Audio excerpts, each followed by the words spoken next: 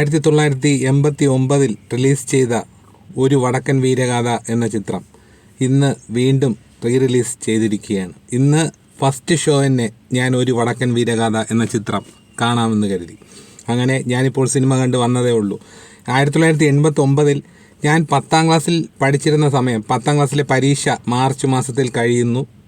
1989 April 14 ഒരു വടക്കൻ വീരഗാഥ എന്ന മമ്മൂട്ടി ചിത്രം റിലീസാവുന്നത്.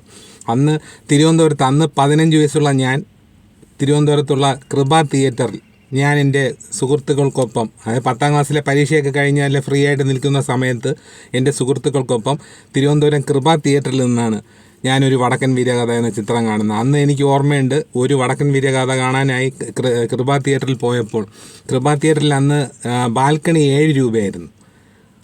പിന്നെ ഈ സ്ക്രീനിനോട് അടുത്തുള്ള മുൻഭാഗം എല്ലാം 3 രൂപയായിരുന്നു അന്നത്തെ ടിക്കറ്റ്. അപ്പോൾ ഈ 7 രൂപ ടിക്കറ്റിൽ നമ്മൾ ചെന്ന് നിന്നപ്പോഴത്തേക്കും അത്രയ്ക്ക് തിരക്ക് കാരണം 7 രൂപ ടിക്കറ്റ് കിട്ടാത്തതുകൊണ്ട് ബാൽക്കണിയിലിരുന്ന് കാണാൻ പറ്റിയില്ല. അങ്ങനെ കൃപ തിയേറ്ററിൽ ഈ 3 രൂപ ടിക്കറ്റ് കൊടുക്കുന്നത് ബാക്കിൽ പാർത്താസിലേക്ക് പോകുന്ന, പാർത്താസ് എന്ന് പറഞ്ഞൊരു തിയേറ്റർ ഒന്നുണ്ടായിരുന്നു ഈ ടെക്സ്റ്റൈൽസിനോട് ചേർന്ന് തന്നെ. അവിടെയായിരുന്നു ഈ 3 രൂപ ടിക്കറ്റ് കൊടുക്കുന്ന സ്ഥലം. അങ്ങനെ അതൊരു ചെറിയ ഒരു ഗുഹയ്ക്കകത്ത് കയറിപ്പോകുന്ന പോലെയുള്ള ഒരു സ്ഥലമായിരുന്നു ഈ കൃപ തിയേറ്ററിൻ്റെ 3 രൂപ ടിക്കറ്റ് കൊടുക്കുക. അതുവഴി ടിക്കറ്റ് എടുത്തിട്ട് അതുവഴി തന്നെ തിയേറ്ററിനുള്ളിൽ കയറാനുള്ള ഒരു കവാടവും ഉണ്ടായിരുന്നു. അപ്പോൾ എനിക്ക് 1989 കണ്ട ഒരു വടക്കൻ വീരഗാഥ എന്ന ചിത്രം വർഷങ്ങൾക്ക് ശേഷം, 36 വർഷത്തിനിപ്പുറം ഇന്ന് വീണ്ടും തിയേറ്ററിൽ കാണാനായതിൻ്റെ ഒരു സന്തോഷമാണ്. പിന്നെ വടക്കൻ വീരഗാഥ എന്ന ചിത്രത്തെക്കുറിച്ച് പറയുകയാണെങ്കിൽ, ചിത്രത്തിൻ്റെ തുടക്കത്തിൽ, ഇപ്പോൾ ഇന്ന് റിലീസ് ചെയ്ത ചിത്രത്തിൻ്റെ തുടക്കത്തിൽ ഓർമ്മപ്പൂക്കൾ എന്ന് പറഞ്ഞിട്ട് മൺമറഞ്ഞുപോയ കലാകാരന്മാരെ ഓർമ്മിക്കുന്ന ഒരു സെഗ്മെൻ്റ് ഉണ്ട്. അതിൽ ഈ സിനിമയിൽ അഭിനയിച്ചവരും മൺമറഞ്ഞു പോയവരുമായിട്ടുള്ളവരുടെ ഒരു ഓർമ്മ പുതുക്കലും കൂടിയാണ് അത് ഒരു നല്ല കാര്യമായി എനിക്ക് തോന്നി. കാര്യം അന്ന് 89 ആ സിനിമയിൽ അഭിനയിച്ച അന്ന് ജീവിച്ചിരുന്ന പലരും ഇന്ന് നമ്മുടെ കൂട്ടത്തിലില്ല. അപ്പോൾ അത് ഓർമ്മപ്പൂക്കൾ എന്ന് പറയുന്ന ആ ഒരു ഇതിൽ തുടക്കത്തിൽ എല്ലാവരുടെയും പേരുകളും ഫോട്ടോകളും ഒക്കെ കാണിക്കുന്നുണ്ട്. അതുപോലെ ഞാൻ കണ്ടത്, ഇത് സിനിമ 4K ഫോർമാറ്റിലാണ് വന്നിട്ടുള്ളതെങ്കിലും തിരുവനന്തപുരം കലാഭവൻ തിയേറ്ററിൽ 2K മാത്രമേ ദൃശ്യത്തിൻ്റെ ആ ഒരു വ്യക്തത കലാഭവൻ തിയേറ്ററിലുള്ളൂ. അപ്പോൾ ഞാൻ കലാഭവൻ തിയേറ്റർ എൻ്റെ വീടിൻ്റെ അടുത്തായതുകൊണ്ടാണ് ഞാൻ ഈ ചിത്രം കലാഭവൻ തിയേറ്ററിൽ നിന്ന് കാണാമെന്ന് വിചാരിച്ചത്. 11 മണിക്കുള്ള ഷോയ്ക്കാണ് ഞാൻ പോയത് കലാഭവനിൽ. ഏകദേശം കുറച്ച് ആൾക്കാരുണ്ടായിരുന്നു സിനിമ കാണാൻ. അതായത് സിനിമ, പണ്ട് കണ്ട സിനിമ വീണ്ടും കാണാൻ ആഗ്രഹമുള്ള കുറേ ആളുകൾ തിയേറ്ററിലുണ്ടായിരുന്നു. അതുകൊണ്ട് ശബ്ദകോലാഹലങ്ങളൊന്നും ഇല്ലായിരുന്നു. നിശബ്ദമായി തന്നെ ഇരുന്ന് സിനിമ കാണാൻ ഒരു അവസരമുണ്ടായി.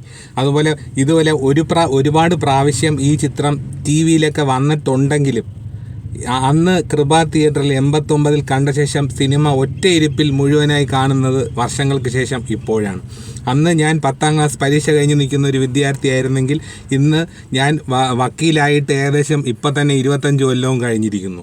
അപ്പോൾ ഏകദേശം 36 കൊല്ലത്തെ ഒരു പഴക്കമുണ്ട് ഈ വടക്കൻ വീരഗാഥ വീണ്ടും തിയേറ്ററുകളിലേക്ക് എത്തുമ്പോൾ. സിനിമയിൽ ഞാൻ ഏറ്റവും കൂടുതൽ ആസ്വദിച്ചത് ഗാനങ്ങളാണ്.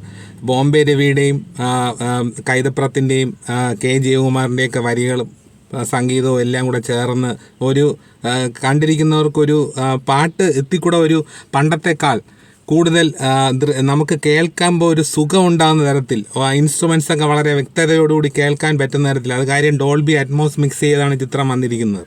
അപ്പോൾ അതിൻ്റേതായ ഒരു ക്വാളിറ്റി, ഇന്ദുലേഖ കൺതുറന്നും അതുപോലെ തന്നെ ചന്ദനലേപ സുഗന്ധവും കളരി വിളക്ക് തെളിഞ്ഞതും പിന്നെ ഉണ്ണി ഗണപതി തമ്പുരാനും ഒക്കെ വളരെ മനോഹരമായിട്ട് നമുക്ക് ആസ്വദിക്കാൻ പറ്റുന്ന തരത്തിൽ ആണ് അതിൻ്റെ ശബ്ദത്തിന് 100-ൽ 100 മാർക്കും കൊടുക്കണം. കാര്യം ആ പാട്ട് ആസ്വദിക്കാവുന്ന തരത്തിലുള്ള ഒരു തലത്തിലേക്ക് ആ ശബ്ദത്തിനെ അവർ ഉയർത്തിയിട്ടുണ്ട് എന്നുള്ളത് നമുക്ക് സിനിമ കാണുമ്പോൾ മനസ്സിലാവും. അതുപോലെ തന്നെ പിന്നെ പെർഫോമൻസിൻ്റെ കാര്യമൊന്നും പറയേണ്ട ആവശ്യമില്ലല്ലോ. അപ്പം ഞാൻ ഓർത്തത് ഒരു കാര്യമാണ്, മമ്മൂട്ടി എന്ന നടൻ ഇപ്പോൾ ഇവിടെ ഇതിൽ ഡൊമിനിക്ക് വരെ വന്ന് നിൽക്കുമ്പോൾ ഇപ്പോഴും മമ്മൂട്ടിയെ കുറ്റം പറയുന്ന ഒരുപാട് ആളുകളുണ്ട്.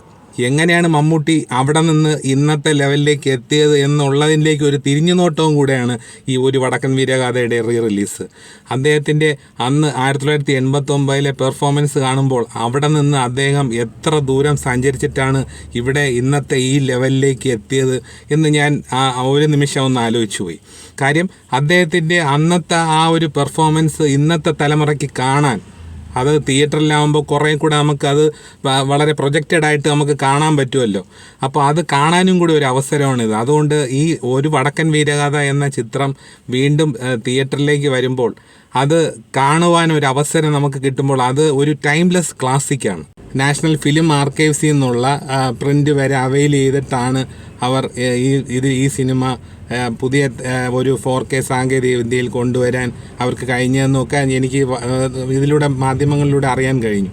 എന്തായാലും ഈ അവസരം വടക്കൻ വീരഗാഥ തിയേറ്ററിൽ കാണാനുള്ള അവസരം ആരും പാഴാക്കാതിരിക്കുക. ഒരു ടൈംലെസ് ക്ലാസിക് ആസ്വദിക്കുക.